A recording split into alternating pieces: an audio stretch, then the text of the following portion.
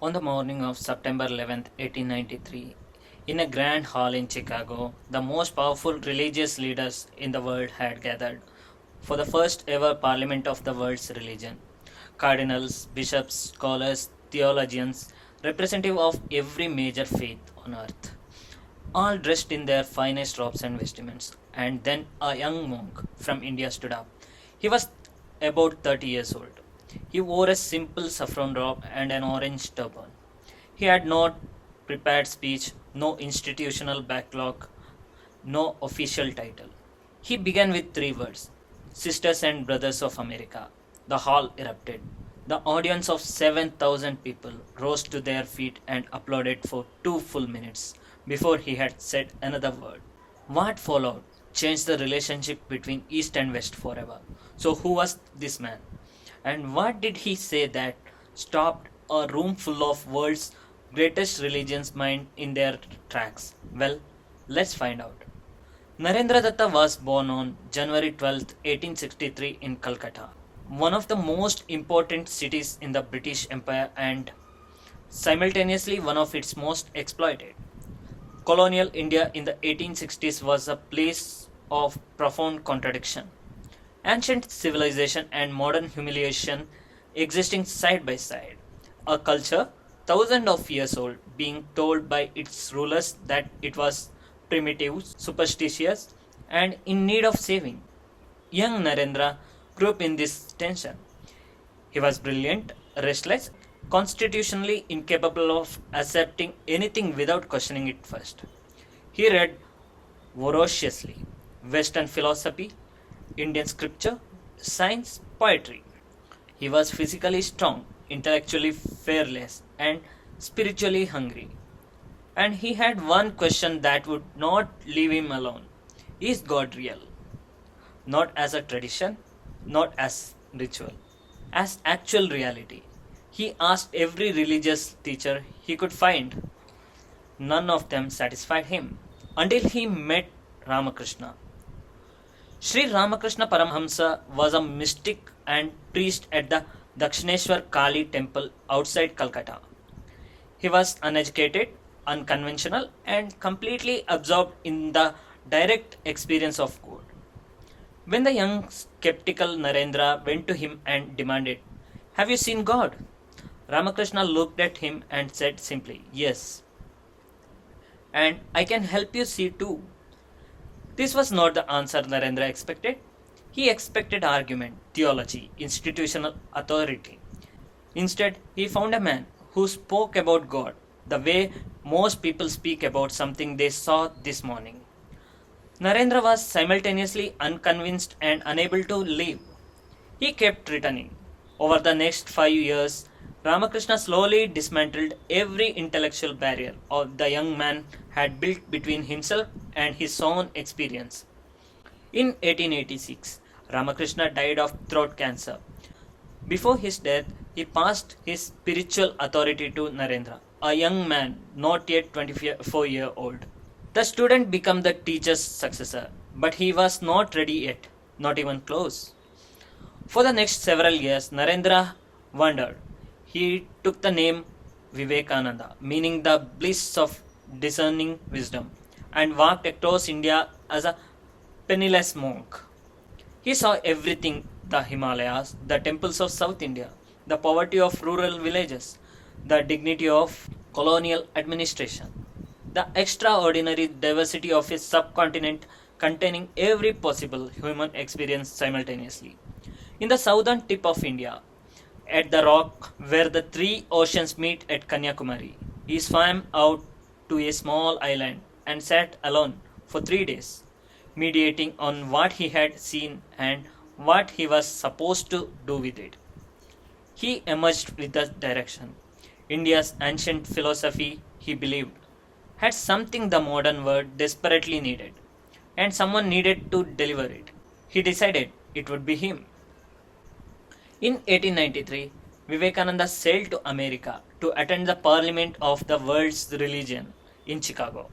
He arrived nearly broke, knew almost nobody, and spent several weeks sleeping on the streets of Chicago before a kind stranger helped him to find accommodation. And then he walked onto that stage. His sermon opening, Sisters and Brothers of America, was not calculated. It was simply how he naturally addresses people.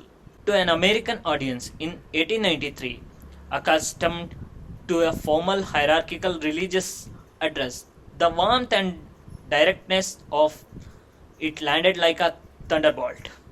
In his speech, he represented Hinduism not as an toxic curiosity or a primitive belief system, but as a universal philosophy.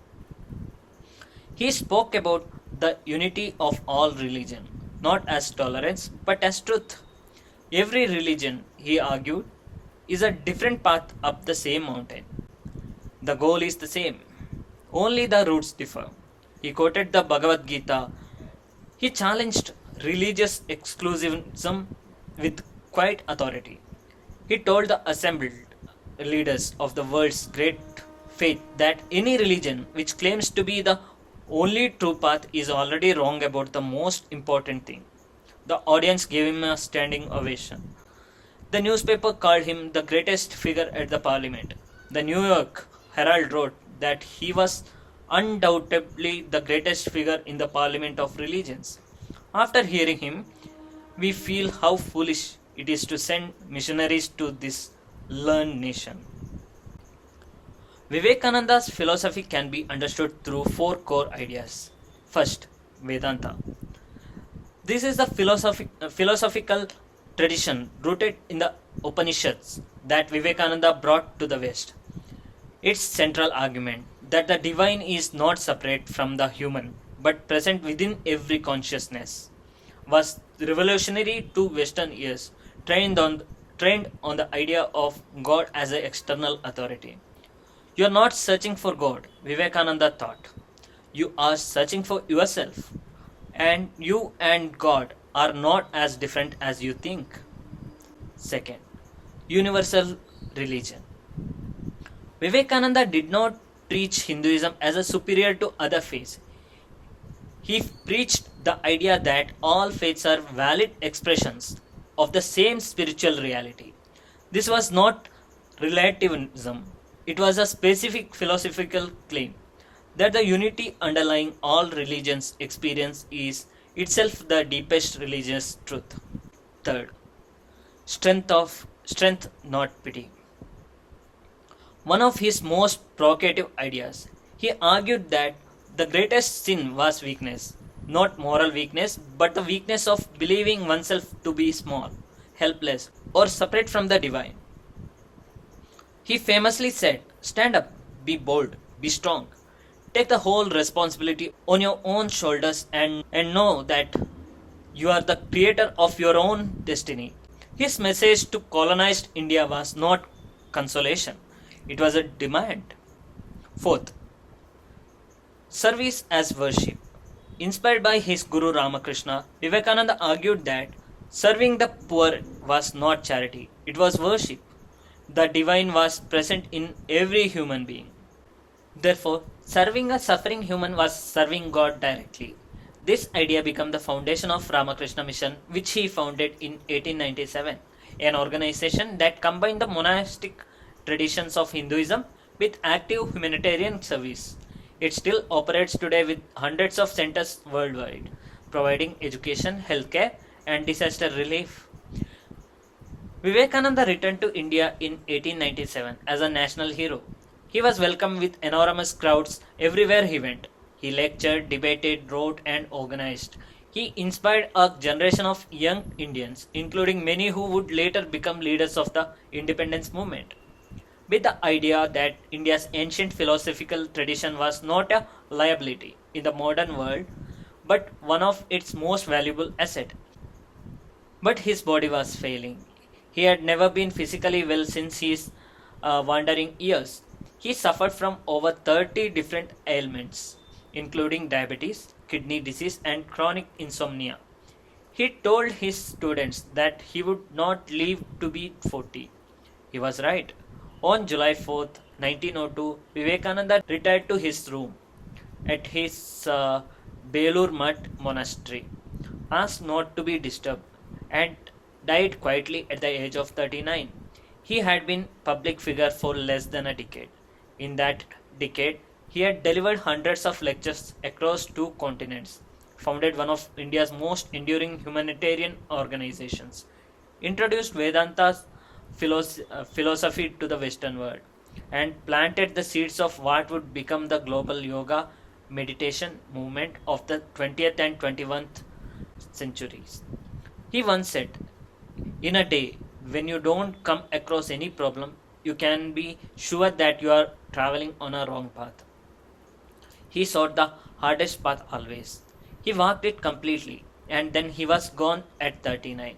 What remains is a body of thoughts that still challenges, still provokes, and still insists that every human being, regardless of where they were born or what they have been told about themselves, contains with them something infinite and indestructible.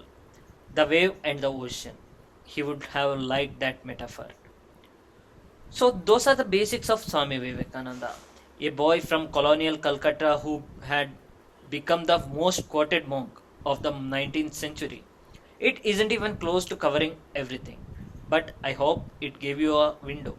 If you enjoyed this video, please like it and subscribe. Thanks a lot for watching.